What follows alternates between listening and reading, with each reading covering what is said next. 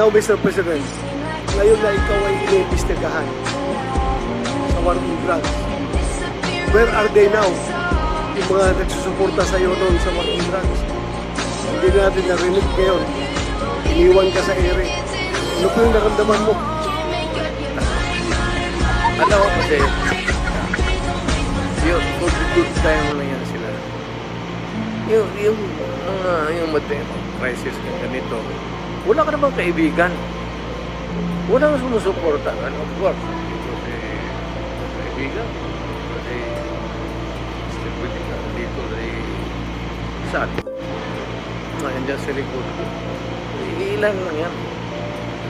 Pero, yung dapat lang malaman na yung pagiging mayor ko, pagiging ano ko, talagang presidente, dinip-dip ko yan.